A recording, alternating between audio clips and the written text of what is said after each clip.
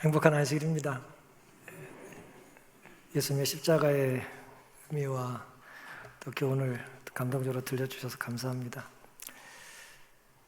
오늘 함께 살펴볼 내 말씀은 역대상 21장 13절과 14절입니다. 제가 봉독하겠습니다. 다윗이 가세게 이르되 내가 곤경에 있도다. 여호와께서는 긍휼이 심히 크시니 내가 그의 손에 빠지고 사람의 손에 빠지지 않기를 원하나이다. 이 여호와께서 이스라엘 백성에게 온역을 내리시매 이스라엘 백성의 죽은 자가 7만이었더라. 성경을 읽다 보면은 이해가 잘 되지 않는 당혹스러운 부분들이 있습니다. 오늘 본문이 또 그런 잘 이해가 가지 않는 부분 중에 하나인데요. 오늘 이 본문의 사건은 다윗의 인생 끝자락에서 일어난 일입니다. 사람이 나이를 이제 먹고 경험이 쌓이면 실수가 줄어들면 좋은데 꼭 그런 것 같지는 않습니다. 사고를 제대로 칠 때가 있어요. 다윗이 인생 끝자락에 엄청난 죄와 실수를 범하게 됩니다. 그것은 다름 아닌 인구를 조사한 거예요. 백성들의 숫자를 센 것입니다. 백성들의 숫자를 센 것이 얼마나 큰 죄였길래 온역으로 몇 명이 죽었다 그랬어요? 7만 명이나 죽게 됐습니다. 고대 사회는 크게 두 종류로 이제 인구를 조사했어요. 두 가지 목적으로 조사를 했습니다. 요즘 말로 얘기하면 국세청에서 하는 조사가 있었고요. 또 다른 조사는 이제 병무청에서 하는 조사였습니다. 국세청에서는 조사를 왜 할까요? 세율을 거두기 위해서 하는 것입니다. 병무청에서는 왜 할까요? 군대 갈 사람들 이제 찾아내기 위해서 하는 것입니다. 다윗은 당시에 이제 군인들을 얼마나 소집할 수 있는지를 파악하기 위하여 소집을 했습니다. 오늘은 누가 나를 죄짓게 하는가라는 제목을 좀 정해봤습니다. 제목이 자극적이죠? 누가 나를 죄짓게 하는가? 본문에 충실하면 누가 다윗을 죄짓게 했는가라는 것입니다. 다윗을 죄짓게 한 존재가 있습니까? 사탄이 죄짓게 했나요? 아니면 하나님이 죄짓게 하셨나요? 역대상 21장 1절에 보시면 사탄이 일어나 이스라엘을 대적하고 다윗을 격동하여 그랬어요.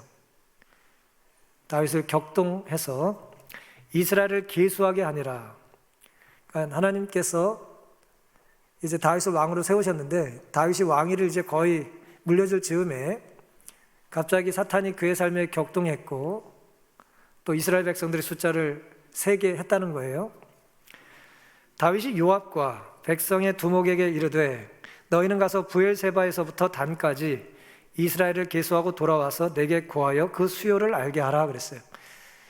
브엘세바는 맨 이제 남쪽을 얘기하는 것이고 우리로 얘기하면 이제 제주도입니다. 단이라고 생각하면 이제 뭐 북쪽 끝이라고 생각하시면 되겠어요. 그래서 이 다윗의 통치 영토 전체를 총괄해서 이제 백성들 숫자를 특별히 전쟁에 나갈 사람, 칼을 들고 싸울 수 있는 사람 세에서 보고해 달라는 거죠. 근데 방금 읽은 것처럼 그 일을 누가 하게 했다고요? 사탄이 그렇게 했다는 거예요. 다윗을 격동했다는 거예요. 근데 같은 내용을 담고 있는 평행구절인 사무엘하 24장에는 1절에 이렇게 기록하고 있습니다. 여호와께서 다시 이스라엘을 향하여 진노하사 저희를 치시려고 다윗을 감동시키사 가서 이스라엘과 유다의 인구를 조사하게 하신지라 그랬어요. 같은 사건을 좀 다르게 기록하고 있죠? 역대상에는 누가 했다고요? 사탄이 다윗을 격동시켰다고 그랬고 사무엘 하에는 같은 사건을 누가 했다고요? 하나님께서 다윗을 감동시키셨다 그랬어요.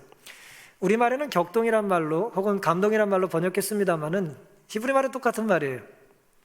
하나님께서 이제 수트했다는 거예요. 히브리 말로. 하나님께서 그를 충동시켰거나 그를 어쨌든 영향을 줬다는 거예요. 사탄이 충동하고 영향을 줬다는 것입니다.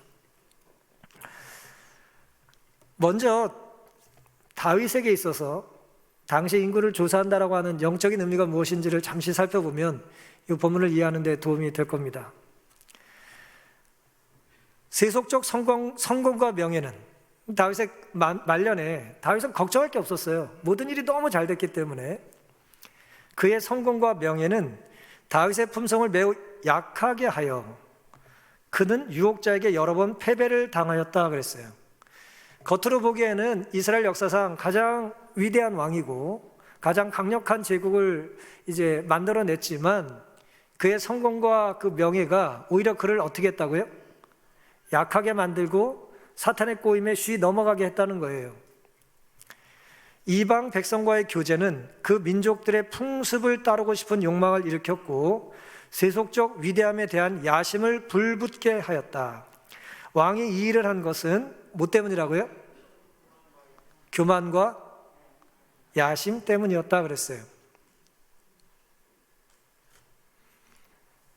다윗은 성공과 명예에 사로잡혀 교만과 야심을 품게 됐고 백성들의 숫자를 세기를 원했어요. 특별히 전쟁에 나갈 사람을 세기를 원했어요.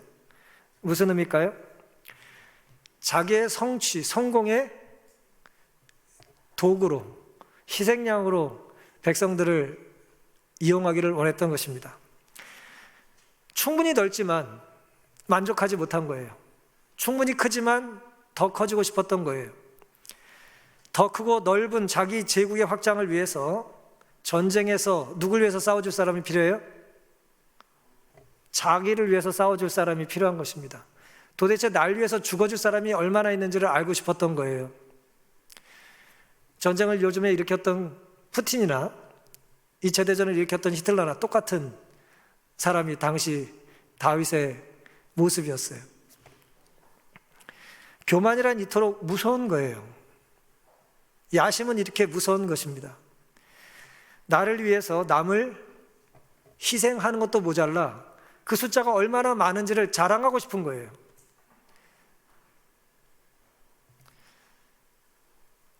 하지만 누가 다윗을 향해서 나는 전혀 그런 모습과 무관하다는 듯 다윗을 정죄하며 살 수 있겠습니까? 우리가 이제 대중교통을 이용하고 다니다 보면 서울 시내 이렇게 큰 대로변을 지나가다 보면 이전에 없던 홍보물들이 있어요. 사진이 2장이 있습니다. 이전과 이후, 수술받기 전과 후, before, after 뭐 해가지고 나오잖아요. 다윗이 지금 뭘 하고 있는 거냐면 내가 왕이 되기 전과 왕이 된 이후에 전쟁에 나갈 만한 사람의 숫자가 얼마나 많아졌는지를 자랑하고 싶었던 거예요. 늘어난 숫자는 누구 때문에 늘어난 거예요? 내가 잘해서 늘어났으니 날 위해서 좀 죽어줘도 된다고 생각하는 거예요. 자기 소유물처럼 착각하는 것입니다. 죄는 남과만 비교하는 게 아니에요. 죄가 남과만 비교하는 게 아니고요. 죄는 이전의 자신과도 비교해요. 근데 이 사상이 굉장히 오염됐고 변질됐기 때문에 우리는 이것을 성공, 성장 혹은 개발이란 말로 이제 합리화하곤 해요. 가장 좋은 비교의 도구가 숫자거든요. 이 숫자로부터 자유롭지 않아요, 우리가. 전보다 나아졌다. 좋은 것이지만 그 나아진 자리에 하나님이 아니라 누가 들어 앉아 있어요? 내가 들어 앉아 있다는 게 문제예요. 여러분, 누가 정해주지도 않았는데 다 자기 자리 있잖아요, 여기. 누가 앉으면 째려봐요, 그렇죠?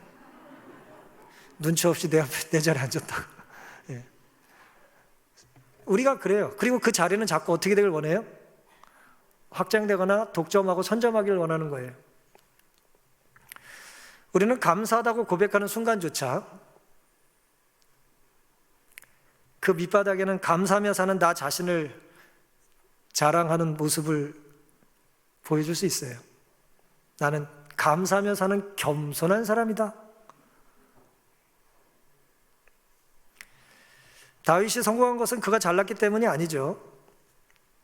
하나님이 그의 삶을 인도하셨기 때문이 아닙니까?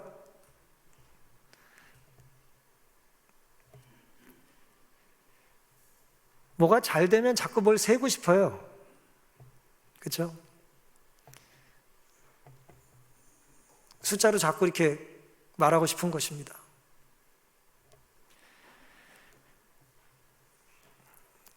사탄이 다윗을 격동했고 하나님께서 다윗을 감동시켰다고 하셨는데 우리가 이 부분을 잘 생각해 봐야 합니다. 그의 교만과 야심에 사탄이 다윗이 원하지도 않았는데 그걸 넣어줬을까요? 그렇지 않습니다. 그리고 하나님께서는 왜 그를 감동시켜서 인구를 세라고 하는 표현을 성경은 기록했을까요? 그건 히브리인들의 독특한 사고 때문에 그렇습니다. 히브리인들의 그 생각 체계는 어떻게 되어 있는가 하면 히브리 사고에는 하나님은 자신이 허용한 것을 자신이 하신 것처럼 간주한다는 거예요. 히브리인들은 그렇게 생각하는 거예요. 결국 하나님이 다 허락해서 일어난 일이잖아요. 그럼 그 일을 하나님이 했다고 표현하는 거예요. 그분은 사탄에게 자유를 주었습니다.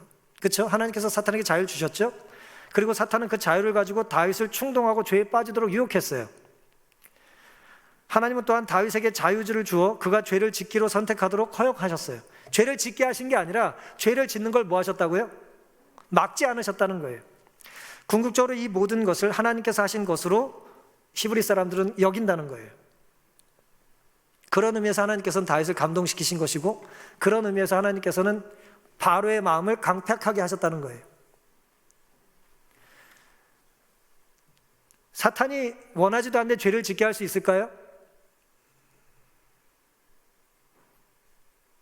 여러분은 원하지 않으면 반응 안 하셔도 돼요. 똑같은 거예요. 사탄은 우리가 원하지 않을 때 절대 죄를 짓게 하지 못합니다. 동일하게 하나님은 우리가 원하지 않는데 죄를 짓고 싶어하는 우리에게 죄를 짓지 않도록 막지 않으세요. 역대상 21장에 보시면 3절과 4절에 요압이 가로되 여호와께서 그 백성을 지금보다 100배나 더하시기를 원하나이다. 내 주 왕이여 이 백성이 다 내 주의 종이 아니니까 내 주께서 어찌하여 이 일을 명하시나이까? 어찌하여 이스라엘로 죄가 있게 하시나이까 하나 왕의 명령이 요압을 재촉한지라 드디어 떠나서 이스라엘 땅에 두루 다닌 후에 예루살렘으로 돌아와서 그랬습니다. 다윗이 그의 군대 장관인 요압을 재촉했어요. 이 요압이 만만한 사람이 아니거든요. 다윗 말을 자기가 원하면 지키지도 않았던 사람이에요. 근데 얼마나 강력하게 재촉을 했는지 요압이 시달리다 그냥 왕 얘기를 듣고 이제 군인들 숫자 조사하러 떠난 것입니다. 죄라는 것은 그릇된 선택을 하는 것인데 거듭 그 잘못된 선택을 뭐 하는 거예요? 고집하는 것입니다. 죄는 가만히 있질 않아요. 내가 선택한 걸 뭐 한다고요? 합리화하고 강화하고 확산해요. 마치 나와 같이 행동하는 사람이 늘어나면 내가 옳은 것처럼 보여주고 싶은 것입니다. 그런데 죄는요, 아무리 많은 사람이 져도 죄예요. 의인은 한 명만 옳게 살아도 옳은 거예요. 죄는 다윗에게 있어서 죄는 자꾸 확산하고 싶었던 것입니다. 마치 거듭 재촉하는 모습을 통해서 멸망의 지름길을 향해 속도를 높이는 것처럼 보여요. 우리가 운전을 하다 보면 이제 파란색 불이 있을 때 가다가 황색으로 바뀌죠. 노란색으로 바뀌죠. 그럼 어떻게 해야죠? 어떻게 해야 됩니까? 정답을 말하지 말고 여러분의 행동을 대답해 보세요. 황색으로 바뀌면 어때요? 빨리 가려고 그러죠? 근데 보행자 신호에서 이제 녹색 불이 있을 때, 파란색 불이 있을 때 우리가 걸어가잖아요. 근데 그 파란 불이 깜빡깜빡 전멸하잖아요. 그렇죠? 그때 무슨 신호예요? 그거는 빨리 걸어가는 신호죠. 안전하게 빨리 건너가야 안전하다는 거잖아요. 그렇죠? 그런데 보세요. 파란색 전멸하듯이 이해하는 운전자가 많아요.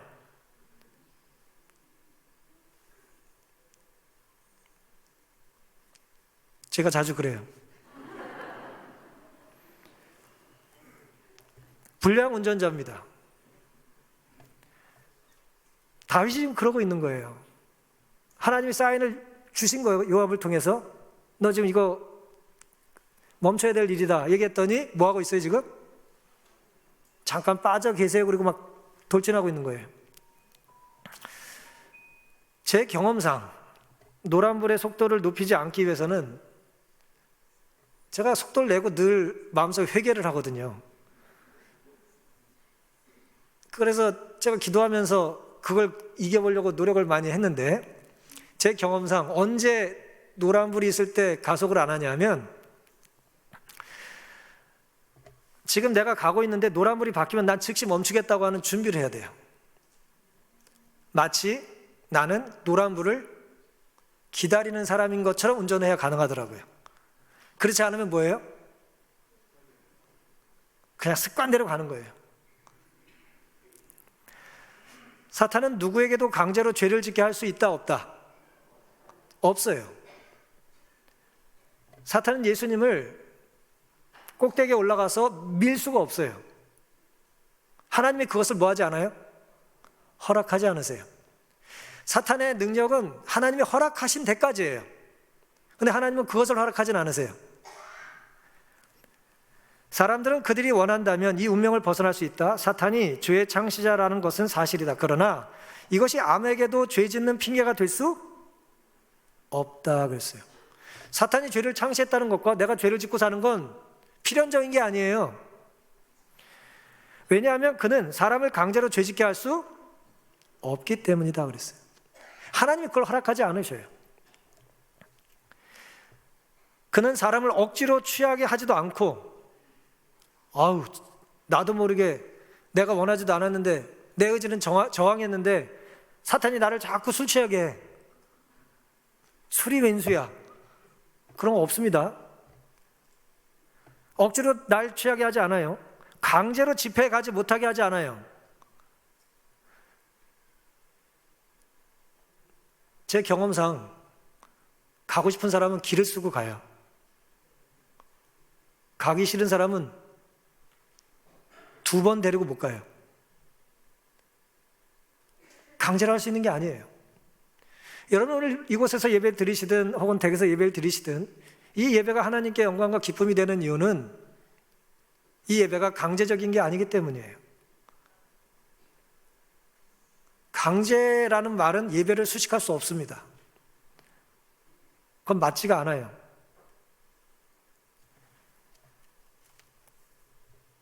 사탄은 단지 악으로 이끌 만한 유혹을 제시할 뿐이다. 인간은 그것을 받든지 물리치든지 할 자유를 가진 도덕적 존재이다 그랬어요. 여러분 다 자유로운 존재라는 걸 인정하십니까? 자유로운 존재세요. 마찬가지로 하나님께서는 누가 됐든지 강제로 죄를 짓지 못하도록 막지 않으십니다. 나는 죄를 짓고 싶지 않은데 하나님께서 자꾸 죄 짓게 하지 않으세요.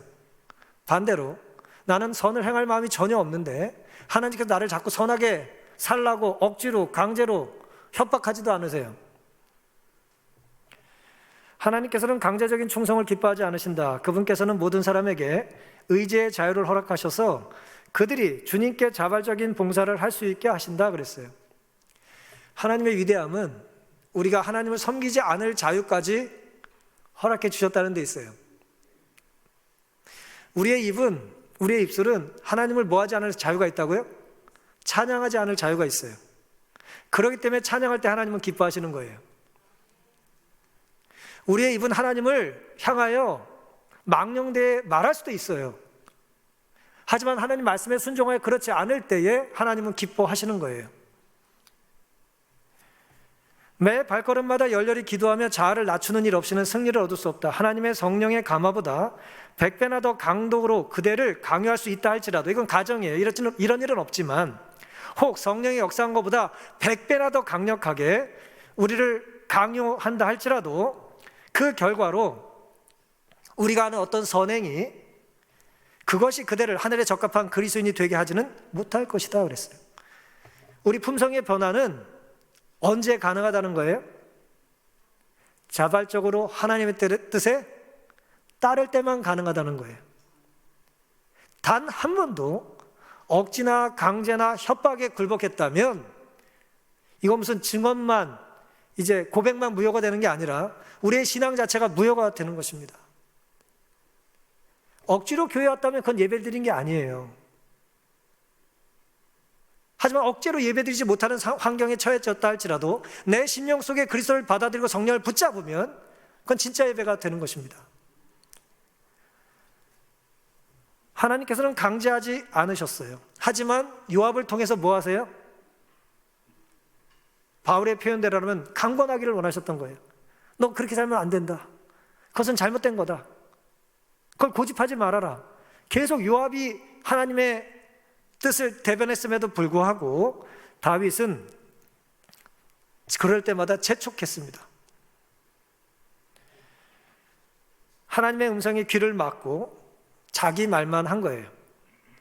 여러분, 우리의 귀와 입은 매우 신기하게 이제 하나님께서 우리를 만드셨어요. 눈도 마찬가지고요. 내가 말하면서 동시에 듣는 건 거의 불가능합니다. 누군가 말할 때 들으려면 뭘 닫아야 돼요? 입을 닫아야 들려요. 막 랩하는 사람들처럼 막 말하면서 듣는 건 불가능합니다. 그리고 잘 들리려면 우리의 보는 방향과 귀가 같은 방향을 바라보도록 하나님 만드셨거든요. 그래서 내가 내가 주목하는 대상이 하는 말이 잘 들리게 돼 있어요. 근데 마음이 딴 데가 있으면 들리지도 않고 보이지도 않는 거죠. 야고보서 1장 19절에는 하나님께서 우리에게 듣기는 속히 하고 말하기와 성내는 걸 더디하라 말씀하셨어요. 근데 다윗은 지금 정반대로 하고 있는 거예요. 듣는 건 듣지도 않고 자기 말만 계속 하고 있는 것입니다. 그래서 하나님의 음성을 분별할 수 없었던 것입니다. 하나님의 음성을 우리가 언제 들을 수 있을까요?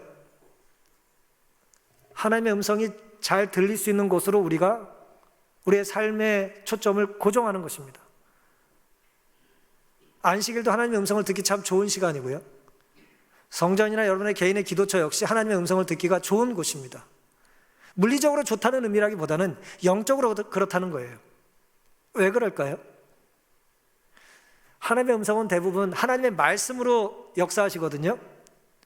우리가 성경을 깊이 묵상하면 이게 하나님의 뜻이라는 걸 분별하기가 쉬워요. 하나님의 뜻은 대부분 말씀으로 말씀하시거든요. 말씀을 생각나게 하시면서. 그 다음에 또 다른 제 개인적인 경험입니다만은, 저는 개인적으로 하나님의 음성을 하나님의 신실히 따르는 사람들이 들려주는 이야기 속에서 발견할 때가 많아요. 좋은 책을 읽을 때, 그것이 500년 전이든 1000년 전이든 그 좋은 책을 읽을 때 우리는 하나님의 음성을 듣는 거예요. 지금 동시대를 살아가는, 말씀대로 살려고 몸부림치며 사는 사람들의 이야기를 들을 때 누구 얘기를 듣는 거예요? 하나님의 음성을 듣는 것입니다. 저 영혼을 통해서 하나님께서 나에게 오늘 말씀하고 계시구나. 저 장로님을 통해서 오늘 나에게 그렇게 말씀해 주고 계시구나. 심지어 어떤 어린 아이들의 찬양을 통해서도 우리가 하나님의 음성을 들을 수 있습니까? 들을 수 있어요. 근데 우리가 그럴 때에 내 말을 자꾸 하려고 그러면 나와 음악 스타일이 다르고 나와 취향이 다르고 내 생각과 다르기 때문에 아예 단절해 버리면 나는 하나님의 음성을 들을 수 있는 기회를 그만큼 놓치는 것입니다. 하나님의 음성을 잘 듣지 못하거나 최근에 거의 듣지 못하고 산다면 왜 그런지를 우리는 잘 생각해 봐야 합니다. 하나님은 변하지 않으시는 분이죠? 하나님 변하지 않으시죠? 변치 않으시고 회전하는 그림자도 없다고 하셨잖아요. 하나님 변하지 않으십니다. 그럼 전에 들었던 하나님의 음성을 지금 내가 듣지 못한다면 누가 변한 거예요? 내가 변한 것입니다. 우리를 향한 하나님의 사랑은 변함이 없습니다. 믿으십니까? 그런데 하나님을 향한 우리의 사랑이 변했다면 누구에게 문제가 있는 거예요? 당연히 나에게 문제가 있는 것입니다. 동시에 두 사람과 통화하는 것이 불가능한 것처럼 오늘 우리가 내가 하고 싶은 얘기를 내 마음껏 하고 산다면 결코 하나님의 음성을 귀 기울여 들을 수 없게 될 것입니다. 결국 하나님의 음성을 듣지 못한다는 것은 내가 하나님을 향하고 있지 않다는 거예요. 내가 있어야 될 곳에 있지 않고 내가 교제해야 될 사람과 교제하지 않는다는 것이고, 나를 향하여 하나님의 음성을 들려주는 사람의 이야기에 대하여 내가 뭐하고 있는 거예요? 내 고집을 계속 강하게 주장하고 있는 것입니다. 강제하지 않으시는 하나님께서 오늘 우리에게 자유의지를 여전히 허락해 주신다는 걸 믿으신다면, 오늘 우리의 자유의지를 가지고 하나님께서 들려주시는 말씀에 순종하며 반응해 보시지 않으시겠습니까? 이 본문은 우리에게 또 다른 충격을 주는데요. 오늘 주제 성경절에서 우리가 읽은 것처럼 다윗은 이렇게 큰 사고를 치고 회개를 해요. 하지만 백성들은 어떻게 됩니까? 온역으로 7만 명이나 죽어요. 왜 다윗은 회개하고 살고 백성은 7만 명이나 온역에 걸려 죽었을까요? 이제 오늘 이것을 우리가 좀 풀어야 됩니다. 역대상 21장입니다. 하나님이 이 일을 괘씸히 여기사 이스라엘을 치심해 다윗이 하나님께 아뢰되 내가 이 일을 행함으로 큰 죄를 범하였나이다. 이제 간구하옵나니 종의 죄를 사하여 주옵소서. 내가 심히 미련하게 행하였나이다 하니라. 14절. 이에 여호와께서 이스라엘 백성에게 온역을 내리심에 이스라엘 백성의 죽은 자가 7만이었더라. 사무엘하 24장에 보시면 요압이 다윗이 자꾸 재촉해가지고 자꾸 이렇게 가서 인구 조사해 오라 그래가지고 인구 조사하는데 시간이 얼마나 걸렸는지 아세요? 장장 9달 20일이 걸렸어요. 굉장히 오래 걸렸어요. 10달 가까이 전국을 돌아다니면서 이제 전쟁을 수행할 수 있는 사람의 숫자를 다 파악해서 보고를 합니다. 사무엘하 24장에 보면은 이스라엘에 80만이 있었다고 그랬고요. 남쪽 유다에는 50만이 있다고 그랬어요. 130만의 군사가 당신을 위해서 싸워줄 수 있다고 이제 보고를 했어요. 그런데 역대상에는 그 숫자가 조금 달라요. 북쪽 이스라엘은 110만이 있고 남쪽에는 47만이 있다고 보고를 했어요. 27만이 달라요. 적은 숫자는 아니죠. 그 차이가 아마 예비군을 포함시켰느냐 안 시켰느냐 그 차이로 학자들은 이해를 합니다. 이렇게 세든 저렇게 세든 130만이든 147만이든 많아요, 적어요? 엄청 많아요. 무척 많아요. 예? 150만 되는 사람이 언제든지 전쟁할 수 있는 준비를 하고 있다는 거예요. 성공한 왕인가요, 다윗이? 이 정도면 성공한 왕 아니에요? 관심 없으세요? 여러분 아들이 끌려갈 수도 있다니까요. 엄청난 군사력을 가진 위대한 왕이에요. 고대사의 영향력이라는 게 결국 칼자를 몇 명이나 들 수 있느냐 아니에요. 자기가 성공했다는 게 숫자로 증명됐습니까? 증명됐죠. 그런데 우리가 여기서 생각해 봐야 될 게 있습니다. 다윗은 이전에 없던 위대한 성공을 이룬 이스라엘의 위대한 왕이었던 건 분명하지만, 그리고 그것을 확인하고 성취하고 이제 기뻐했던 것도 사실이지만, 결국 그는 자책하며 회개합니까? 회개했잖아요. 자책하며 회개했잖아요. 그건 잘했다는 거예요? 못했다는 거예요? 잘 못했다는 거잖아요. 우리는요, 인생에서 시험을 치를 때 당신은 만점을 받고도 인생에서 낙제할 수 있다는 말이 있어요. 워커 펄시라는 사람이 한 말을 이제 소명이라는 책에서 오스 기니스가 인용했는데요. 우리가 잘할 수 있어요, 뭔가를. 그래서 몇 점 맞았다고요? 만점을 맞았어요. 근데 하나님의 관점에서 봤을 때 그 인생이 뭐였다고요? 실패자라는 거예요. 그럴 수 있습니다. 우린 위대한 건물을 지을 수도 있고 엄청난 숫자를 나열할 수도 있어요. 하지만 놀랍게도 다윗은 내가 심히 미련한 짓을 했다고 하는 탄원과 눈물로 회개했습니다. 사무엘하 24장 10절에는 다윗이 인구수를 조사한 후에 그 마음이 자책하고 여호와께 아뢰되 내가 이 일을 행함으로 큰 죄를 범하였나이다. 여호와 이제 간구하옵나니 종의 죄를 사하여 주옵소서. 내가 심히 미련하게 행하였나이다 고백합니다. 내가 사력을 다해 붙잡으려고 하는 거 있잖아요. 내가 그 자리에 꼭 올라가야겠다. 내가 그 타이틀을 차지해야겠다. 내가 뭐 좀 해야겠다 라고 하는 우리의 목표가 있을 수 있습니다. 목표가 나쁘다고 할 수는 없겠습니다만은, 만약에 내가 설정해 놓은 그 목표, 붙잡아야 살 수 있을 것 같은 그것이 어쩌면 붙잡아야 사는 게 아니라 내가 놔야 살 수 있는 것일 수도 있다는 것을 기억하게 되시기를 바랍니다. 내가 그것 때문에 하나님을 놓친다면 나는 그것을 놓침으로 누굴 잡아야 돼요? 하나님을 붙잡아야 합니다. 그것이 성공한 인생의 때로 마감이 실패로 여겨지는 이유 중에 하나가 될 것입니다. 우리 역시 허물어야 할 것을, 결국 회개하며 돌이켜야 할 것을 위하여 맹렬하게 돌진하고 살지는 않습니까? 성공한 인생은 자기 뜻대로 모든 걸 성취하는 것이 아니라 하나님의 뜻에 철저히 순종하는 삶이어야 하지 않겠습니까? 기수가 다 끝나기 전에 다윗은 자신의 죄를 깨달았다 그랬어요. 끝나기도 전에, 숫자가 다 파악되기도 전에 9달 20날 동안 보고가 들어오기도 전에 지나서 뭐를 깨달았다고요? 아, 내가 잘못된 명령을 내렸구나, 잘못된 것을 내가 고집했구나 라고 하는 걸 깨달았다는 거예요. 역대상 21장 17절 하나님께 아뢰되 명하여 백성을 계수하게 한 자가 내가 아니니까 범죄하고 악을 행한 자는 곧 내니이다. 이 악무리는 무엇을 행하였나이까? 청컨대 나의 하나님 여호와여, 주의 손으로 나와 내 아버지의 집을 치시고 주의 백성에게 재앙을 내리지 마옵소서. 다윗이 그렇게 하나님께 몸부림치며 회개를 합니다.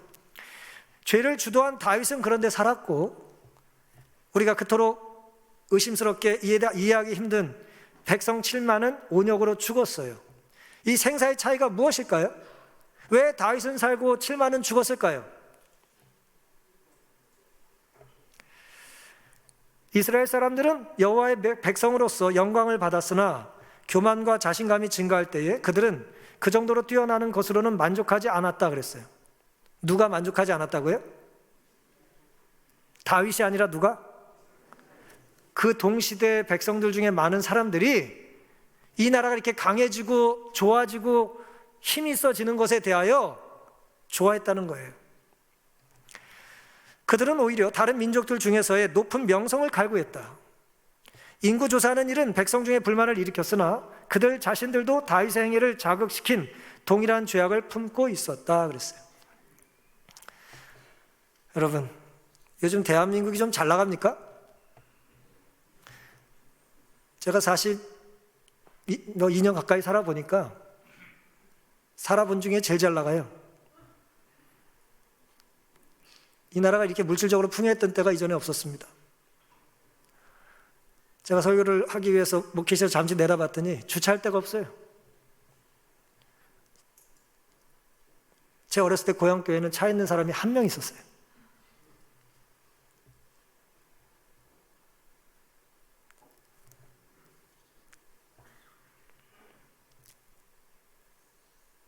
잘 나가는 사람만 교만한 게 아니라요, 풍요로운 곳에 속해 있는 사람도 착각하고 교만해요. 아프리카의 가난한 나라에 살은 사람이 자신의 국가에 대한 자부심은 클지 모르지만 교만하긴 쉽지 않을 거예요. 하지만 이 세상을 떵떵거리며 통치하는 미국 시민권자는 자기도 모르게 교만할 가능성이 있습니다. 혹시 시민권 있으신 분들 오해하지 마세요. 강한 지도자가 죄의 유혹을 크게 받듯이 강국의 백성 역시 교만하기 쉬워요.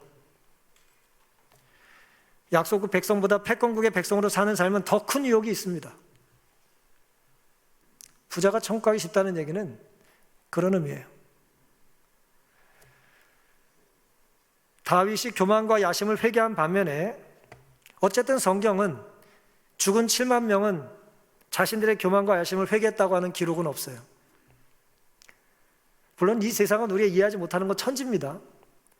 하지만 성경은 우리에게 예레미야 31장에 그때 그들이 다시는 이르기를 아비가 신포도를 먹었으므로 아들들이 이가 시다하지 아니하겠고 신포도를 먹는 자마다 그 이가 심같이 자기 죄악으로만 죽으리라 그랬어요. 어쨌든 하나님께서는 빈틈없이 심판하시거든요. 자기 지은 죄를 회개하지 않으면 뭐합니까? 심판받는 거예요. 이 세상에선 이것이 잘 이해가 되지 않을 수 있어요. 이 세상에서의 심판은 꼭 여기와 일치하지 않습니다. 이건 궁극적인 의미의 심판이라고 생각하셔야 돼요. 어쨌든 회개하지 않으면 구원이 없습니다. 그리고 자기의 죄로만 자기가 멸망을 받아요. 영광의 무게라고 하는 책에서 C.S. 루이스는 아주 재미있는 이야기를 하나 기록해놨습니다.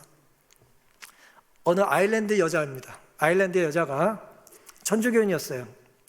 고해성사를 했습니다. 고해성사 아시죠? 천주교는 성사가 7가지가 있는데 그 중에 고해라고 하는 것이 중요한 거룩한 일이라고 해서 성사라고 불러요.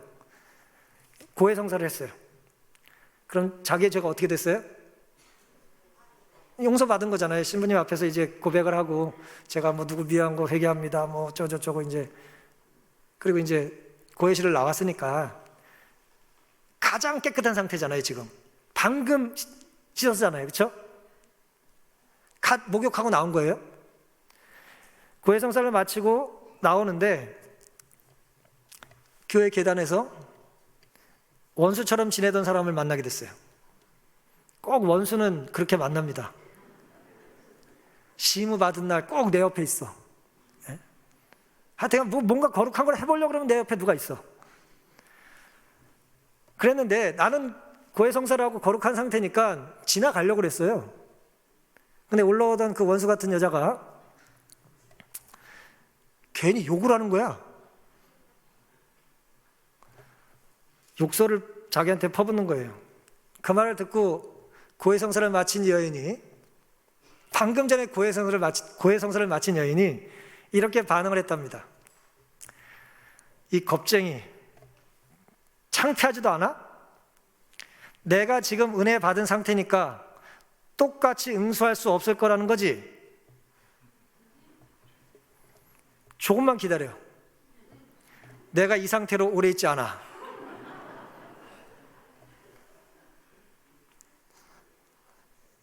이해되십니까? 우리가 교회 안에서 뭐 시끄러지면 나가라 그러죠? 나가서 싸우라고. 루이스는 이렇게 말을 이었습니다. 이것은 내 안에도 끝없이 되살아나는 유혹이다.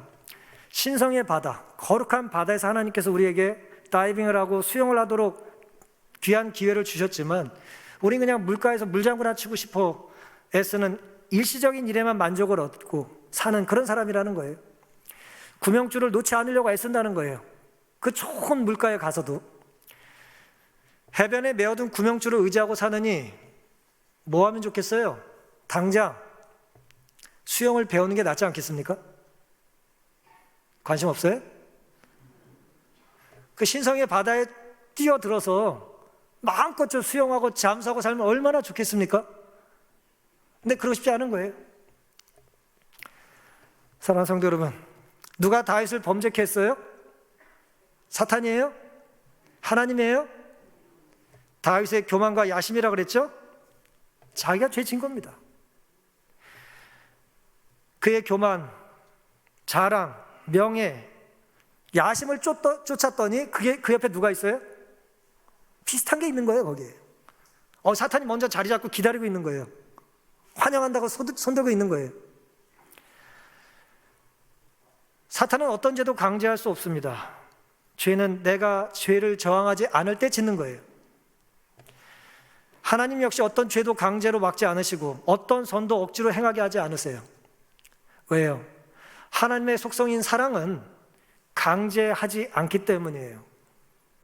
만약에 우리의 자유의지를 구속해 가면서 이 자리에 앉게 했다면, 우리의 자유의지를 구속해 가면서 안실학교 순서를 쓰게 했다면, 저는 말씀을 전하고 싶은 마음이 하나도 없는데 저의 입을 억지로 열어가지고 설교를 매주 하게 한다면 저의 자유의지는 사라진 것이고 저는 로버트고 저의 삶의 구원은 없습니다. 우리는 하나님의 형상대로 지음받은 자유지를 선물받은 위대한 존재들입니다.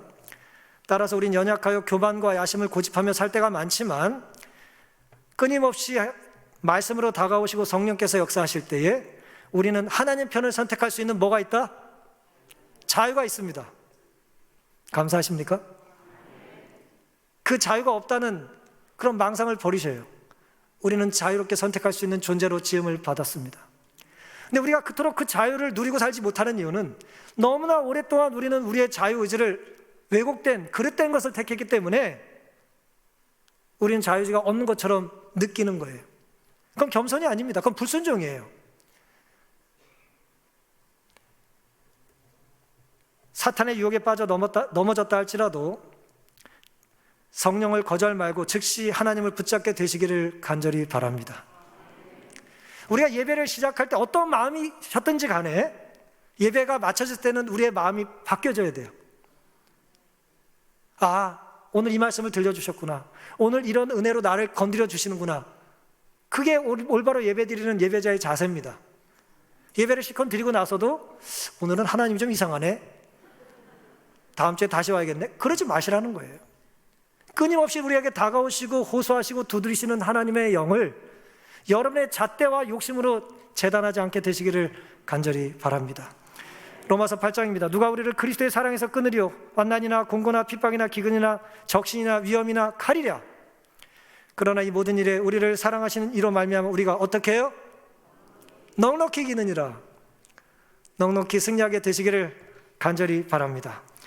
그리스도인의 품성을 개발하기 위해 당신께 힘을 구하는 사람들에게 하나님께서는 필요되는 모든 도움을 주실 것이다. 하나님은 강제적인 방법을 사용하지 않으신다. 저를 좀 쫓아하세요. 사랑은 그분께서 마음에서 죄를 제거하실 때 사용하시는 대리인이다. 참 멋진 말이죠? 하나님 우리의 죄를 강제로 가져가지 않으시고 사랑이라고 하는 대리인을 통해서 우리의 마음을 변화시켜 주기를 원하신다는 거예요. 따라서 전도한다는 건 뭐예요? 사랑하는 것입니다. 예수님을 전하는 건 딴 게 아니고 뭐 하는 거라고요? 사랑하는 거예요. 여러분 예수님의 제자로 거듭나 변화되고 아름답게 하나님 닮아가길 원하지 않으십니까? 저에게도 그런 갈망이 있거든요. 우리 안에 뭘 품어야 됩니까? 예수 그리스도의 사랑을 품게 되시기를 간절히 바랍니다. 그러니 우리가 하나님을 위해 무엇인가 할 때 하나님의 방법대로 하게 되시기를 바랍니다. 강제적인 건 옳지 않아요. 억지로 옳지 않아요. 뭘 하고 싶은 마음인데 누가 하라 그러면 하기 싫죠? 그게 우리의 성정이고 자유질 가진 우리의 본성이기 때문에 그래요. 그러니 때로 기다려 주시고 때로 사랑해 주시고 인내해 주셔서 누가 정말 성령의 역사에 굴복하여 하고 싶은 마음이 들 때 그 일을 정말 기쁨과 보람으로 할 수 있도록 우리가 때로 숫자 세는 일을 멈출 필요가 있고 하나님의 뜻이라고 하면서 때로 행하는 다윗의 과오, 그런 폭력적인 고집을 우리가 하지 말아야 될 것입니다. 성령이 계실 수 없는 곳이라면 그 어떤 정상이라도 결국 무너져 내릴 것입니다. 하지만 우리가 회개해야 될 순간을 놓치지 않고 회개한다면 하나님은 우리를 이곳에서 하늘에 적합한 사람으로 오늘 이만큼 변화시켜 주실 것입니다. 주님의 놀라운 사랑과 은혜가 우리를 변화시켜 주시고 우리가 자원하는 마음으로, 자발적인 마음으로, 하나님을 택함으로 하나님의 자녀에 어울리는 이 교회와 우리 가정과 우리가 되기를 바라면서 오늘 말씀을 마치겠습니다.